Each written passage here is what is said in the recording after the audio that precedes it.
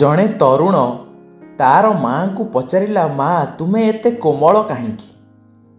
ମା ହସି ଦେଇ କହିଲେ, ତୁ ସେମିତି କାହିଁକି ଭାବୁଛୁ? ତରୁଣ କହିଲା, ବାପା ଏତେ କଡ଼ା, ସେ ରାଗିଗଲେ ତାଙ୍କ ମନକୁ ଯାହା ଆସେ ତୁମକୁ ଗାଳି ଦିଅନ୍ତି। ତୁମେ କିଛି କୁହ ନାହିଁ। କେବଳ ବାପା ନୁହନ୍ତି, ଅନେକ ଲୋକ ତୁମ ଉପରେ ଟାଣ ଦେଖାନ୍ତି, ତଥାପି ଯନ୍ତ୍ର ଭଳି ତୁମେ ସବୁକିଛି କରିଯାଅ ଯେମିତି କିଛି ବି ହୋଇନାହିଁ। ତୁମେ ବୁଝିପାରୁନାହଁ, ସମସ୍ତେ ତୁମ ଏ ଦୁର୍ବଳତାର ସୁଯୋଗ ନେଉଛନ୍ତି। ତୁମେ ପ୍ରତିବାଦ କରୁନଥିବାରୁ, ସବୁକିଛି ନିର୍ବିକାର ଭାବେ ସହିଯାଉଥିବାରୁ ଏମିତି ହେଉଛି।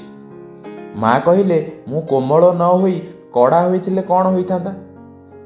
ପିଲାଟି କହିଲା, ମୋ ସାଙ୍ଗ ଘରେ ଯାହା ହେଉଛି ତାହା ହୁଅନ୍ତା। ମଉସା ରାଗିଲେ ମାଉସୀ ଜବାବ ଦିଅନ୍ତି, ରାଗି ରୋଷେଇ କରନ୍ତି ନାହିଁ। ଏମିତି ଦିନେ ଦୁଇ ଦିନ ଗଲା ପରେ କଥା ଥଣ୍ଡା ପଡ଼େ, କିନ୍ତୁ ମାଉସୀଙ୍କ ଟାଣପଣ ଭାଙ୍ଗେ ନାହିଁ।